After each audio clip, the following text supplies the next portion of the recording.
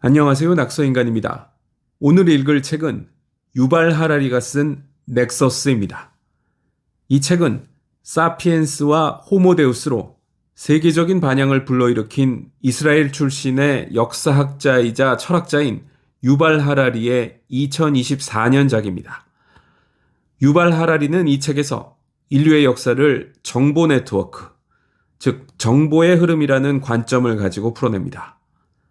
인류의 정보 네트워크 역사는 항상 진실과 질서 사이에서 균형을 맞추는 과정이었다고 유발 하라리는 설명합니다. 오늘은 이 책 넥서스의 문을 여는 프롤로그 부분을 읽어보려고 하는데요. 이 책의 핵심 내용을 대강 맛볼 수 있고 특히 마르크스와 같은 급진 좌파와 도널드 트럼프 같은 우파 포퓰리스트가 정보를 대하는 관점에서는 놀랍도록 유사하다는 분석이 대단히 흥미롭습니다.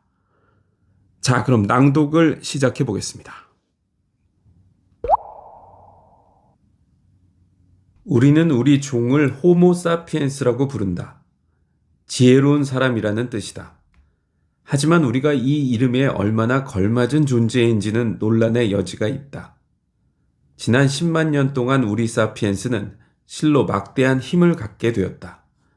우리가 해낸 발견, 발명, 정복을 나열하는 것만으로도 책을 쓸 수 있을 정도다. 하지만 힘은 지혜가 아니라서 10만 년 동안 발견하고 발명하고 정복한 후 인류는 스스로를 실존적 위기에 밀어넣었다. 즉 우리는 생태적 붕괴 직전에 있는데 이는 우리가 가진 힘을 오용한 탓이다. 또한 우리는 인공지능과 같은 새로운 기술을 만들어내는데 여념이 없는데 이런 기술들은 우리의 통제를 벗어나 우리를 노예로 만들거나 전멸시킬지도 모른다. 하지만 우리 종은 이런 실존적 위험에 대처하기 위해 힘을 합칠 생각이 없어 보인다. 국제적 긴장이 날로 고조되고 세계적 협력은 점점 요원해지기만 하고 국가들은 저마다 종말을 부르는 무기를 비축하고 있으며 새로운 세계대전도 불가능해 보이지만은 않으니 말이다. 우리가 정녕 지혜로운 사람이라면 왜 이토록 자기 파괴적일까? 근본적인 수준에서 보면 우리는 DNA 분자부터 먼 은하까지 모든 것에 대해 수많은 정보를 축적했지만 이 정보들은 인생의 큰 질문들에 답을 주지 못하는 것 같다. 우리는 누구인가? 무엇을 추구해야 하는가? 잘 사는 게 무엇인가? 어떻게 살아야 하는가? 우리가 이용할 수 있는 정보가 이렇게나 많은데도 우리는 환상과 망상에 우리 조상들만큼이나 쉽게 빠진다. 나치즘과 스탈린주의는 인류 사회를 집어삼킨 수많은 집단 광기 중 2가지 최근 사례에 불과하며 현대사회조차 예외가 아니다.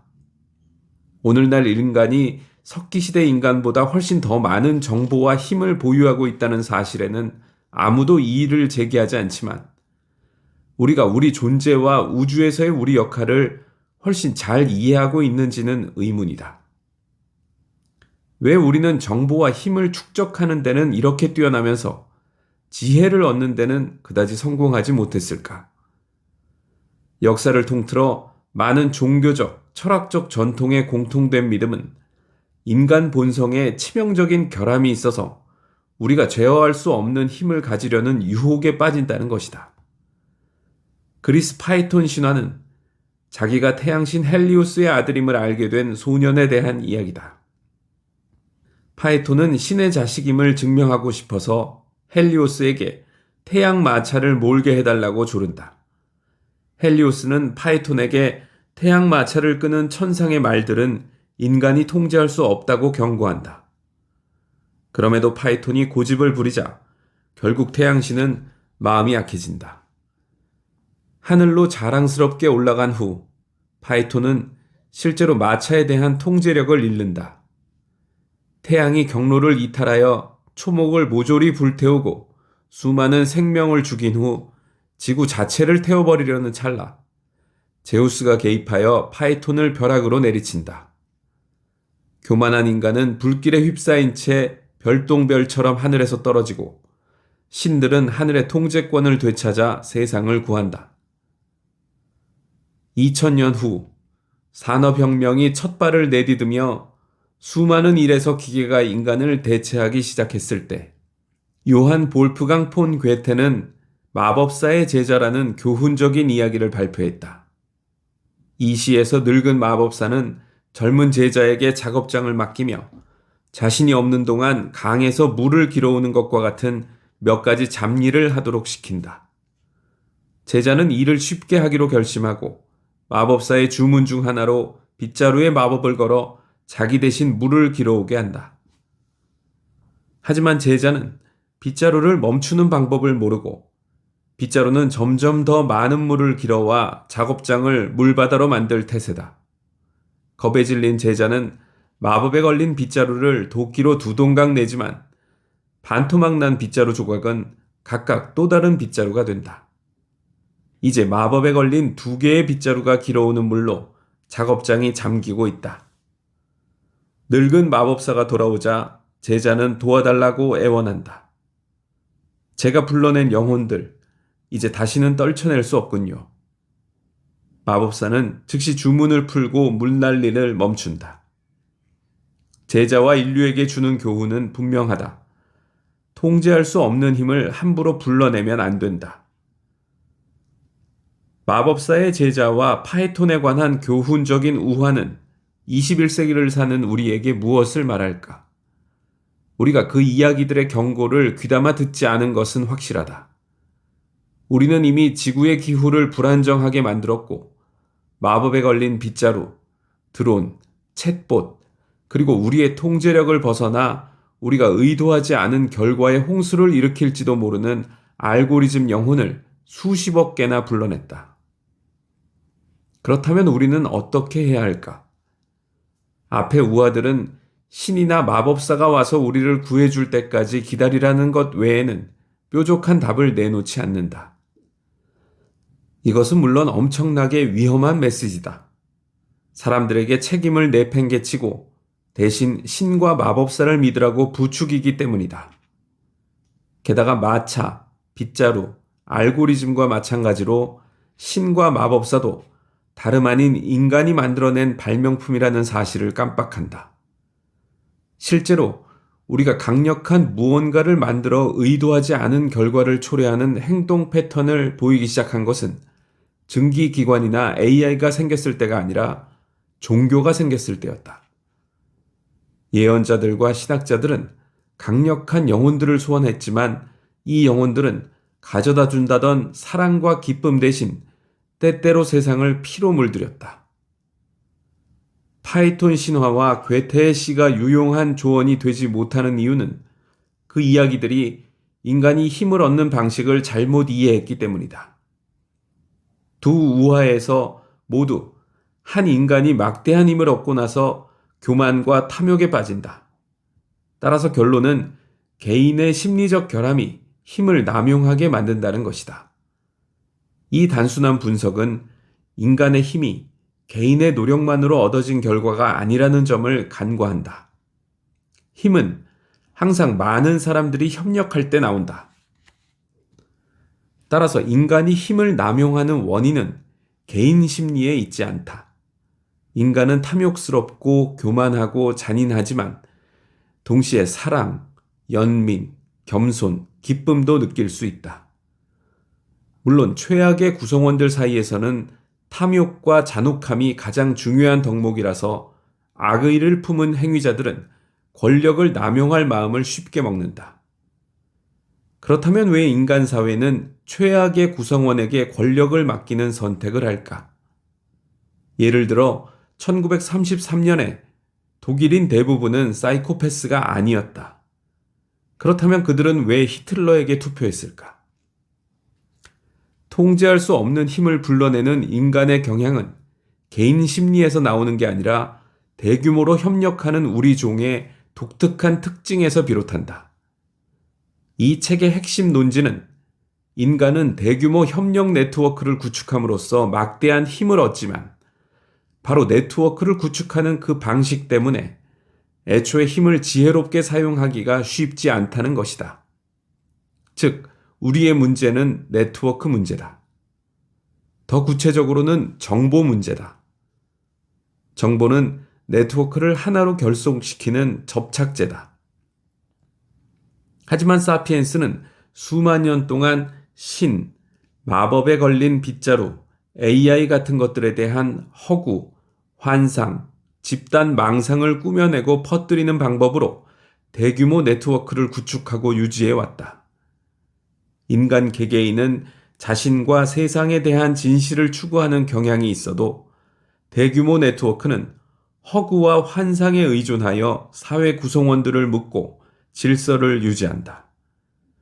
나치즘과 스탈린주의는 이렇게 탄생한 것이다. 두 체제는 이례적인 망상으로 결속된 이례적으로 강력한 네트워크였다. 조지 오웰이 남긴 유명한 말처럼 무지가 힘이 된 것이다. 나치와 스탈린주의 체제는 잔혹한 환상과 뻔뻔한 거짓말에 기초했지만 두 체제가 그 점에서 역사적 예외였던 것도, 그 때문에 붕괴할 운명이었던 것도 아니다. 나치즘과 스탈린주의는 인간이 만들어낸 가장 강력한 네트워크 중 하나였다. 1941년 말과 1942년 초, 추축국은 제2차 세계대전의 승리를 눈앞에 두고 있었다. 하지만 결국 스탈린이 전쟁의 승자가 되었다. 그리고 1950년대와 60년대에 그와 그의 후계자들은 냉전의 최종 승자가 될 것처럼 보였다. 하지만 1990년대에는 자유민주주의가 우위를 차지했다. 그런데 지금은 이 역시 일시적인 승리로 보인다. 21세기의 새로운 전체주의 정권이 히틀러와 스탈린이 실패한 곳에서 성공할 수도 있다. 즉, 모든 것을 통제하는 네트워크를 만들어 후손들이 그들의 거짓과 허위를 폭로할 엄두조차 내지 못하게 만들지도 모른다. 망상에 기반한 네트워크는 필패한다고 가정해서는 안 된다. 그런 네트워크의 승리를 막고 싶다면 적극적으로 노력해야 한다. 정보에 대한 순진한 관점. 우리가 망상에 기반한 네트워크의 힘을 과소평가하게 되는 이유는 대규모 정보 네트워크가 작동하는 방식에 대한 널리 퍼진 오해 때문이다. 이런 오해를 나는 한마디로 정보에 대한 순진한 관점이라고 부른다. 파이톤 신화나 마법사의 제자 같은 우화들은 인간 개개인의 심리에 대해 지나치게 비관적인 관점을 제시하는 반면, 정보에 대한 순진한 관점은 대규모 인간 네트워크에 대한 지나치게 낙관적인 관점을 유포한다. 순진한 정보관의 주장에 따르면 개인보다 훨씬 더 많은 정보를 수집하고 처리할 수 있는 대규모 네트워크는 의학, 물리학, 경제학, 기타 수많은 분야를 더 잘 이해할 수 있고 그 결과 강력해질 뿐만 아니라 지혜로워진다. 예를 들어 제약회사와 의료 서비스는 병원체에 대한 정보를 수집함으로써 많은 질병의 진정한 원인을 알아낼 수 있으며 그 결과 더 효과적인 의약품을 개발할 뿐만 아니라 의약품 사용에 대해 더 지혜로운 결정을 내릴 수 있다. 이 관점은 정보의 양이 충분히 많으면 진실로 이어지고 진실은 다시 힘과 지혜로 이어진다고 가정한다. 반면 무지는 아무런 결과도 내지 못하는 것처럼 보인다. 역사적 위기의 순간에 이따금 망상적이거나 기만적인 네트워크가 등장할 수 있지만 이런 네트워크는 장기적으로 더 통찰력 있고 정직한 네트워크에 패배할 수밖에 없다. 병원체에 대한 정보를 무시하는 의료 서비스나 고의적으로 허위 정보를 퍼뜨리는 거대 제약회사는 결국 정보를 더 지혜롭게 사용하는 경쟁자에게 밀려날 것이다. 따라서 순진한 정보관에 따르면 망상에 기반한 네트워크는 변칙일 뿐이고 대규모 네트워크는 일반적으로 힘을 지혜롭게 사용할 것이라고 믿어도 된다. 물론 순진한 관점은 정보에서 진실로 이어지는 도중 많은 것이 잘못될 수 있다는 점을 인정한다. 우리는 정보를 수집하고 처리하는 과정에서 자신도 모르게 실수를 저지를 수 있다. 탐욕이나 증오에 사로잡힌 악의적인 사람들이 중요한 사실을 숨기거나 우리를 속이려고 시도할 수도 있다. 이 때문에 정보가 때때로 진실이 아닌 오류를 만들어내기도 한다.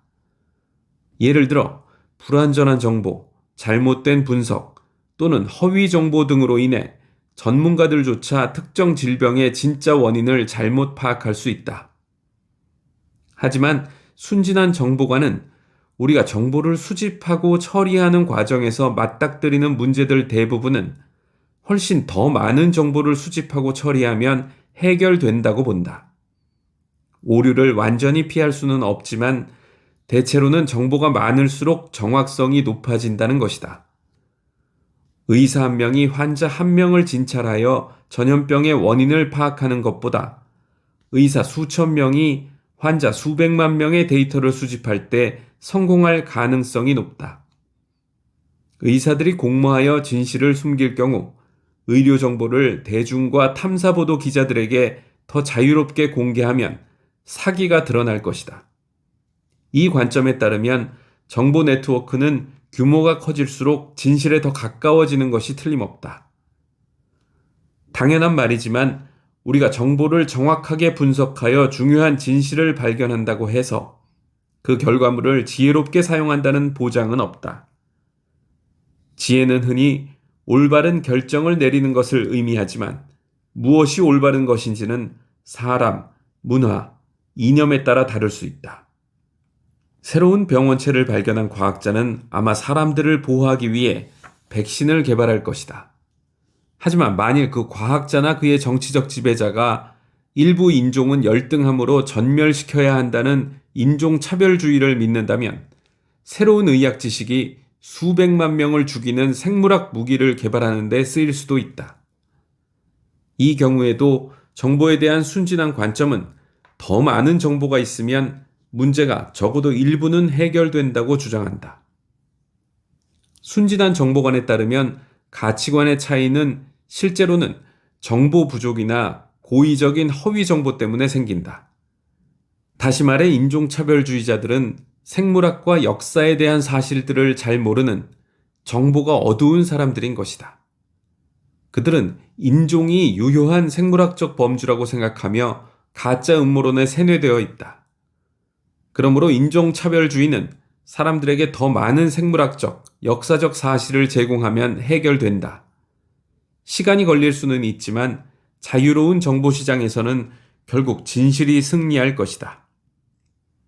물론 순진한 정보관은 이보다는 복잡하고 신중하지만 이 관점의 핵심 신조는 정보는 본질적으로 좋은 것이라서 많이 가질수록 좋다는 것이다. 충분한 정보와 시간이 주어지면 우리는 바이러스 감염부터 인종차별적 편향에 이르기까지 다양한 사안에 대한 진실을 밝힐 수 있으며 그 결과 힘뿐만 아니라 그 힘을 잘 사용하기 위해 필요한 지혜도 생긴다. 이런 순진한 정보관은 더욱 강력한 정보기술 개발을 정당화함으로써 컴퓨터 시대와 인터넷 세계의 준공식적인 이데올로기가 되었다. 베를린 장벽과 철의 장막이 무너지기 몇 달 전인 1989년 6월, 로널드 레이건 대통령은 이렇게 선언했다.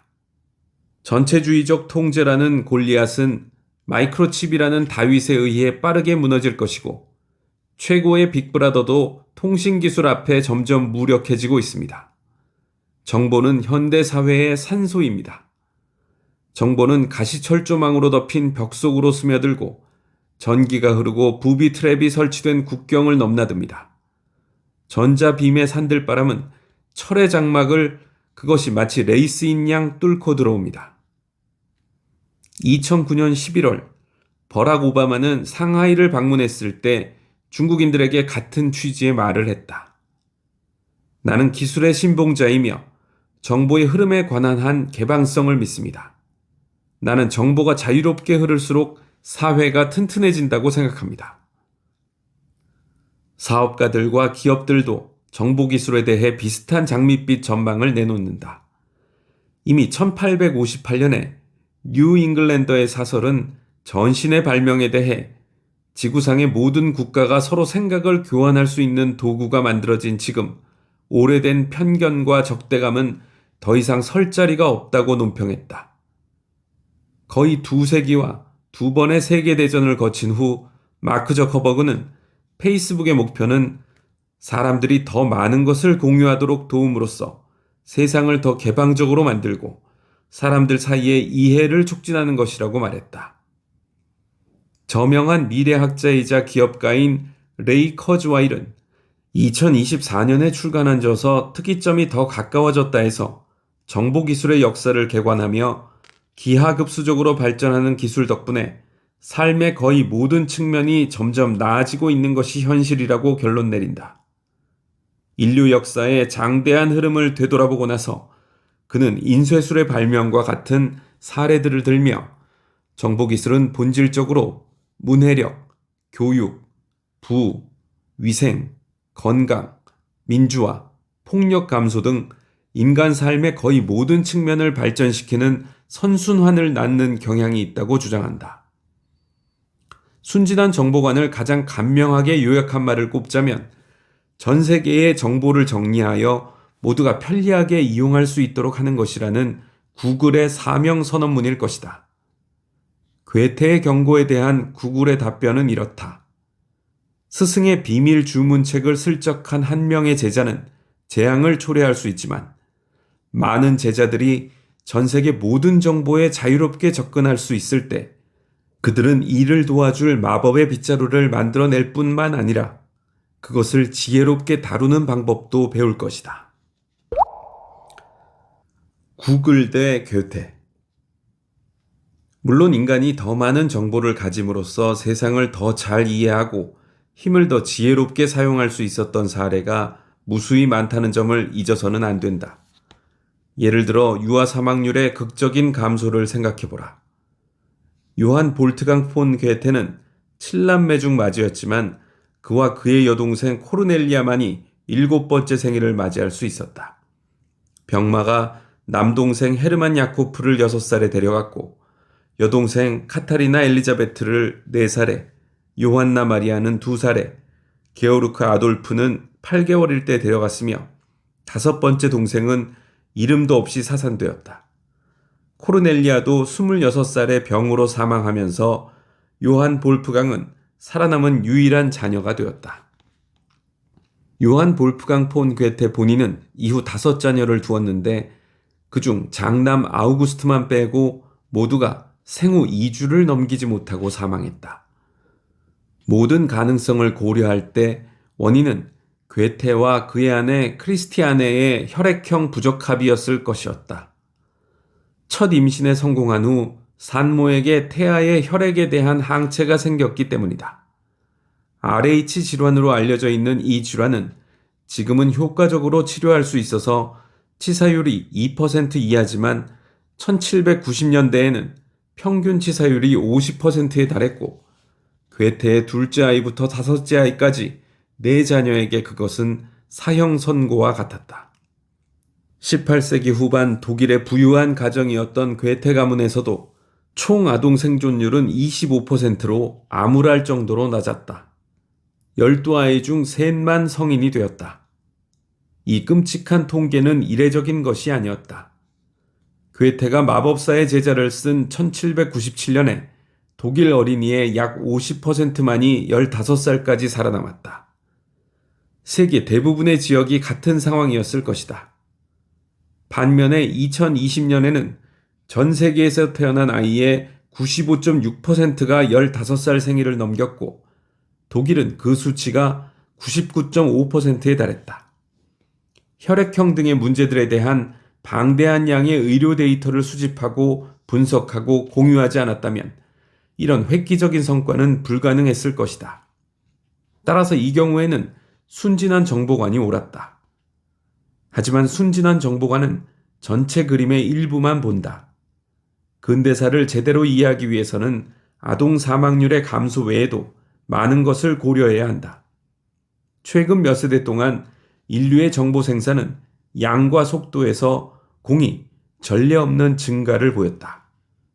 모든 스마트폰은 고대 알렉산드리아 도서관보다 더 많은 정보를 담고 있으며 휴대폰 소유자를 전 세계 수십억 명의 사람들과 즉시 연결시킨다.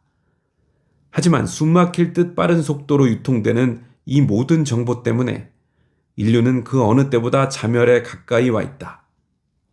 엄청난 양의 데이터에도 불구하고, 아니 어쩌면 그 때문에 우리는 지금도 계속해서 온실가스를 대기로 방출하고 강과 바다를 오염시키고 숲을 벌채하고 서식지를 파괴하고 수많은 종을 멸종으로 내몰고 인류의 생태적 기반마저 위태롭게 만들고 있다. 또한 우리는 열 핵폭탄부터 종말 바이러스에 이르기까지 점점 더 강력한 대량 살상 무기를 생산하고 있다. 위험성을 경고하는 정보는 부족하지 않지만 우리 지도자들은 해결책을 찾기 위해 협력하는 대신 세계대전에 점점 더 가까이 가고 있다. 정보가 더 많으면 상황이 나아질까? 아니면 더 나빠질까?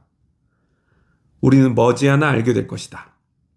현재 수많은 기업과 정부가 역사상 가장 강력한 정보 기술인 AI 개발 경쟁에 뛰어들고 있다. 미국의 투자가 마크 앤드리슨과 같은 몇몇 선도적인 기업가들은 AI가 마침내 인류의 모든 문제를 해결할 것이라고 믿는다. 2023년 6월 6일, 앤드리슨은 AI가 세상을 구하는 이유라는 제목의 에세이를 발표하며 좋은 소식을 가져왔다. AI는 세상을 파괴하지 않을 것이고 오히려 세상을 구할 것이다. 라든지 AI는 우리가 소중히 여기는 모든 것을 더 좋게 만들 수 있다와 같은 대담한 진술을 쏟아냈다. 그의 결론은 이렇다. AI의 발전과 확산은 우리가 두려워해야 할 위험이기는커녕 우리 자신과 자녀들, 그리고 우리 미래를 위한 도덕적 의무다. 레이 커즈와일도 이에 동조하며 특이점이 더 가까워졌다 해서 AI는 질병과 빈곤, 환경 파괴 등 인간의 모든 약점을 극복하는 것을 포함해 우리에게 닥친 시급한 문제들을 해결할 수 있는 중추적인 기술이다. 우리는 이 신기술의 약속을 실현해야 할 도덕적 의무가 있다고 주장한다. 커즈와일은 AI 기술의 잠재적 위험을 예리하게 인지하고 자세히 분석하지만 이 위험은 충분히 완화할 수 있는 것이라고 믿는다. 회의적인 시선도 있다. 철학자들과 사회과학자들뿐만 아니라 요슈아 벤지오, 제프리 힌튼, 샘 알트만, 일론 머스크, 무스타파 술레이만 같은 AI 분야를 선도하는 많은 전문가들과 기업가들이 AI가 인류 문명을 파괴할 가능성이 있다고 대중에게 경고해왔다. 벤지오와 힌튼 등 여러 전문가들이 공동 집필한 2024년의 한 기사는 견제받지 않는 AI 발전은 생명과 생물권의 대규모 손실은 물론 인류의 소외와 절멸을 부를 가능성이 있다고 지적한다. 2,778명의 AI 전문가들을 대상으로 실시된 2023년 설문조사에서 3분의 1 이상이 발전된 AI가 인류의 멸종처럼 나쁜 결과를 초래할 확률이 10% 이상이라고 응답했다. 2023년에 중국, 미국, 영국 등 약 30개국 정부가 블래칠리 선언에 서명하며 AI 모델의 가장 중요한 기능들에는 심각하거나 심지어 파멸적인 피해를 초래할 잠재력이 내재되어 있다는 사실을 인정했다. 전문가들과 정부들은 이런 종말론적 문구를 사용할 때 반항적인 로봇이 거리를 활보하며 인간을 총으로 쏘는 할리우드 영화 속 장면을 불러내고 싶은 마음이 전혀 없다. 그런 시나리오는 실현 가능성이 낮으며 실제 위험으로부터 사람들의 시선을 돌릴 뿐이다. 오히려 전문가들은 두 가지 시나리오에 대해 경고한다. 첫째, AI의 힘은 기존의 인간 갈등을 증폭하여 인류를 분열시킬 가능성이 있다. 20세기의 철의 장막이 냉전시대 경제 강국들을 분열시켰듯이 21세기에는 가시철조망 대신 실리콘 칩과 컴퓨터 코드로 만들어진 실리콘 장막이 새로운 세계 갈등을 일으켜 경쟁 강국들을 분열시킬지도 모른다. AI 군비 경쟁으로 점점 더 파괴적인 무기가 생산될 테니 작은 스파크만 잃어도 파멸적인 화재로 번질 수 있을 것이다. 둘째, 실리콘 장막은 인간을 한 집단과 다른 집단으로 분리하는 것이 아니라 모든 인간을 인간의 새로운 지배자 AI와 분리할지도 모른다. 우리는 어디에 살든 불가해한 알고리즘으로 짜인 거미줄 속에 갇히게 될 것이다. 이 알고리즘들이 우리의 삶을 관리하고 우리의 정치와 문화를 재편하며 심지어 우리의 몸과 마음까지 재설계하는 동안 우리는 우리를 통제하는 힘을 멈추기는커녕 더 이상 이해할 수 없게 될 것이다. 만일 21세기의 전체주의 네트워크가 세계 정복에 성공한다면 그때 전체주의를 운영하는 주체는 인간 독재자가 아니라 비인간 지능일 것이다. 중국이나 러시아 또는 민주주의 이후의 미국을 전체주의 악몽의 불씨로 꼽는 사람들은 위험을 잘못 이해하고 있는 것이다. 실제로는 중국인, 러시아인, 미국인, 그 밖에 모든 인간이 비인간 지능의 전체주의적인 잠재력에 함께 위협받고 있다. 위험의 규모를 고려하면 AI는 모든 인간이 관심을 가져야 할 문제다. 모두가 AI 전문가가 될 수는 없지만 AI는 스스로 결정을 내리고 스스로 새로운 아이디어를 구상할 수 있는 역사상 최초의 기술임을 우리 모두 명심해야 한다. 이제껏 인간이 만든 발명품들이 인간에게 힘을 실어준 이유는 새로운 도구가 아무리 강력해도 그것을 어디에 쓸지 결정하는 것은 항상 우리 몫이었기 때문이다. 칼과 폭탄은 누구를 죽일지 스스로 결정하지 않는다. 그것들은 정보를 처리하고 독립적인 결정을 내리는 데 필요한 지능을 갖추지 못한 바보 도구일 뿐이다. 반면 AI는 스스로 정보를 처리할 수 있고 따라서 인간을 대신하여 결정을 내릴 수 있다. AI는 도구가 아니라 행위자다.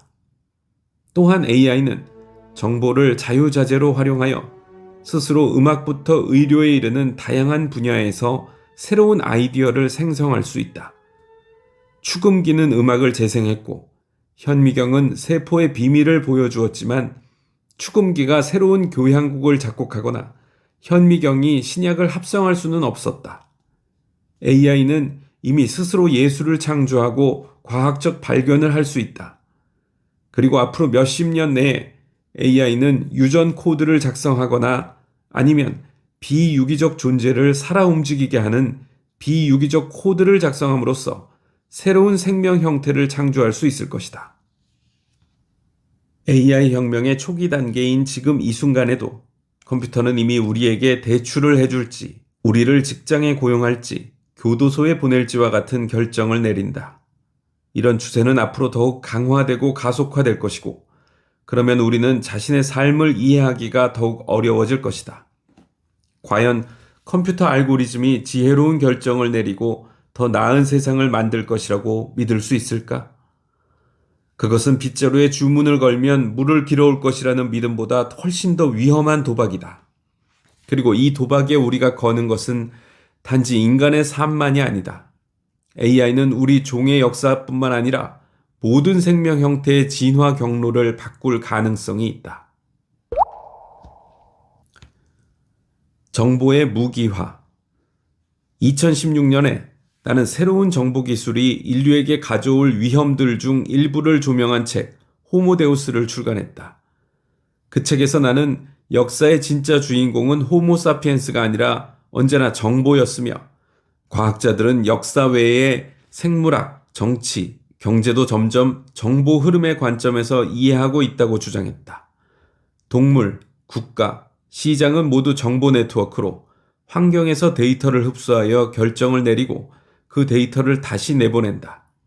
또한 나는 그 책에서 우리는 더 나은 정보 기술이 건강, 행복, 힘을 가져다 줄 거라고 기대하지만 실제로는 우리의 힘을 빼앗고 우리의 육체적, 정신적 건강을 파괴할지도 모른다고 경고했다. 호모데우스에서 나는 인간은 조심하지 않으면 거센 강물 속의 흙덩어리처럼 정보의 급류에 휩쓸려 허물어질 것이며 결국 인류는 우주의 데이터 흐름 속에 잔물결에 불과했던 존재로 판명날지도 모른다는 견해를 제시했다. 호모데우스가 출간된 후 수년 동안 변화의 속도는 오직 가속화되었을 뿐이며 힘은 실제로 인간에게서 알고리즘으로 이동하고 있다. 예술을 창조하고 인간인 척 가장하는 알고리즘, 우리 삶에 큰 영향을 미치는 중요한 결정을 내리고 우리에 대해 우리보다 더 많은 것을 아는 알고리즘처럼 2016년에는 과학소설처럼 들렸던 시나리오들이 2024년에 이르러 일상이 되었다. 2016년 이후 그 밖에도 많은 것이 변했다. 생태 위기는 심해졌고 국제적 긴장이 고조되었으며 포퓰리즘 물결은 가장 견고한 민주주의 사회의 결속마저 훼손했다. 포퓰리즘은 또한 정보에 대한 순진한 관점에 급진적인 도전을 제기했다. 도널드 트럼프와 자이르 보우소나루 같은 포퓰리스트 지도자들, 그리고 큐어넌과 백신 반대론자 같은 포퓰리즘 운동과 음모론의 주장에 따르면 정보를 수집하여 진실을 발견한다는 주장으로 권위를 얻는 모든 전통 기관은 실제로는 거짓말을 하고 있는 것이다. 관료, 판사, 의사, 주류 언론인, 학계 전문가들은 진실에는 관심이 없고 국민을 희생시켜 권력과 특권을 얻기 위해 고의적으로 허위 정보를 퍼뜨리는 엘리트 카르텔이다. 트럼프 같은 정치인과 큐어넌 같은 음모단이 등장한 데는 2010년대 말 미국의 독특한 상황이라는 정치적 맥락이 있다. 하지만 포퓰리즘을 반체제적인 세계관으로 이해한다면 그것은 트럼프가 등장하기 훨씬 전부터 존재했으며 현재와 미래에 수많은 역사적 맥락과 관련이 있다. 한마디로 포퓰리즘은 정보를 무기로 간주한다. 더 극단적인 형태의 포퓰리즘은 객관적 진실은 존재하지 않으며 모든 사람은 각자 자기만의 진실을 가지고 그것을 경쟁자를 항복시키기 위한 무기로 사용한다고 가정한다. 이 세계관에 따르면 권력이 유일한 현실이다. 인간은 오직 권력에만 관심이 있기 때문에 모든 사회적 상호작용은 권력투쟁이다. 진실이나 정의 등 다른 것에 관심이 있다는 주장은 권력을 얻기 위한 계략에 지나지 않는다. 포퓰리즘이 정보를 무기로 보는 관점을 유포하는 데 성공할 때마다 언어가 훼손된다. 사실, 정확한, 진실한 같은 단어들은 의미가 모호해진다. 이 단어들은 더 이상 공통의 객관적 현실을 가리키지 않는다. 오히려 사실이나 진실에 대해 이야기를 나눌 때 적어도 일부 사람들에게 지금 누구의 사실, 누구의 진실을 말하고 있나요? 와 같은 질문을 하게 만든다. 그런데 권력에 초점을 맞추는 지독히 회의적인 정보관은 새로운 현상이 아니며 백신 반대론자, 지구 평면론자, 보우소나루 지지자 또는 트럼프 지지자가 만들어낸 것이 아니라는 점을 강조해두고 싶다. 2016년보다 훨씬 이전부터 비슷한 관점이 퍼졌고 그 장본인들 중에는 인류의 가장 훌륭한 지성도 있다. 예를 들어 20세기 후반 미셸 푸코와 에드워드 사이드 같은 급진 좌파 지식인들은 병원이나 대학과 같은 과학기관이 시대를 초월하는 객관적인 진실을 추구하는 것이 아니라 자본주의와 식민주의 엘리트의 이익을 위해 무엇을 진실로 간주할지 결정하는데 권력을 사용하고 있다고 주장했다. 이런 급진적인 비판은 과학적 사실은 자본주의 또는 식민주의적 담론에 불과하며 권력을 쥔 사람들은 진실에는 전혀 관심이 없으므로 자신들의 실수를 인정하고 바로잡을 수 없다는 주장으로까지 나아가기도 했다. 급진 좌파 사상의 이 특정한 흐름은 칼 마르크스에게로 거슬러 올라간다. 19세기 중반에 그는 권력만이 유일한 현실이며 정보는 무기이고 진실과 정의를 수호한다고 주장하는 엘리트는 실제로는 편협한 계급적 특권을 추구한다고 주장했다. 1848년 공산당 선언에는 이런 말이 나온다. 지금까지 존재한 모든 사회의 역사는 계급투쟁의 역사다. 자유민과 노예, 귀족과 평민, 영주와 농노, 장인과 도제 등 억압하는 자와 억압받는 자는 서로 끊임없이 대립하는 관계였으며 때로는 숨기고 때로는 공개했을 뿐 끊임없는 전쟁을 치렀다. 역사에 대한 이런 이분법적 해석은 인간의 모든 상호작용이 억압하는 자와 억압받는 자 사이의 권력 투쟁임을 암시한다. 따라서 누군가가 무슨 말을 할 때마다 던져야 할 질문은 무슨 말입니까? 그게 사실입니까가 아니라 누가 그렇게 말합니까? 누구의 특권을 위한 것입니까? 물론 트럼프와 보우소나루 같은 우파 포퓰리즘 성향의 정치인들이 푸코나 마르크스의 책을 읽었을 리 없고 실제로 그들은 열렬한 반마르크스주의자임을 자처한다. 또한 그들이 조세와 복지 같은 분야에서 제안한 정책들은 마르크스주의와는 거리가 멀다. 하지만 사회와 정보에 대한 그들의 기본 관점은 인간의 모든 상호작용을 억압하는 자와 억압받는 자 사이의 권력 투쟁으로 보는 마르크스주의와 놀랍도록 비슷하다. 예를 들어 트럼프는 2017년 취임사에서 국민이 비용을 부담하는 동안 미국 수도에 있는 작은 집단이 정부의 혜택을 다 가져갔다고 선언했다. 이런 수사는 포퓰리즘의 단골 메뉴다. 정치학자 카스 무데는 포퓰리즘은 사회가 궁극적으로 순수한 국민과 부패한 엘리트라는 두 개의 상호 적대적인 동질적 집단으로 나뉜다고 생각하는 이데올로기라고 설명했다. 마르크스주의자들이 언론은 자본가 계급의 대변인이고 대학과 같은 과학기관들은 자본주의의 지배를 영구화하기 위해 허위 정보를 퍼뜨린다고 주장한 것처럼 포퓰리스트들은 이런 기관들이 부패한 엘리트의 이익을 위해 국민을 희생시킨다고 비난한다. 하지만 오늘날의 포퓰리스트들도 이전 세대의 급진적인 반체제 운동을 괴롭혔던 것과 똑같은 모순에 봉착한다. 권력이 유일한 현실이고 정보는 무기에 불과하다면 포퓰리스트 본인들은 어떻게 되는가? 본인들도 권력에만 관심이 있고 권력을 얻기 위해 우리에게 거짓말을 하고 있는 것인가? 포퓰리스트들은 이 궁지에서 벗어나기 위해 두 가지 방법을 동원했다. 일부 포퓰리즘 운동은 자신들이 현대 과학의 이상과 회의적인 경험주의 전통을 따른다고 주장한다. 이들은 사람들에게 권력을 가진 기관이나 인물을 절대 신뢰해서는 안 된다고 말한다. 물론 포퓰리즘 정당과 정치인을 자처하는 기관과 인물도 믿어서는 안 된다. 그 대신 직접 연구하고 자기 눈으로 직접 확인할 수 있는 것만 믿어야 한다. 이런 급진적인 경험주의 입장은 정당, 법원, 신문, 대학과 같은 대규모 기관은 신뢰할 수 없는 반면 노력하는 개인은 스스로 진실을 찾을 수 있다고 암시한다. 이런 접근 방식은 과학적으로 들릴 수 있고 자유로운 영혼을 가진 사람에게 매력적으로 다가오지만 대규모 제도적 조직이 필요한 의료 시스템을 구축하거나 환경 규제를 통과시키는 일에서 인간 공동체가 어떻게 협력할 수 있는가? 라는 질문에는 답하지 못한다. 지구의 기후가 뜨거워지고 있는 것이 사실인지, 그렇다면 어떻게 해야 하는지 판단하는 데 필요한 연구를 한 개인이 할 수 있을까?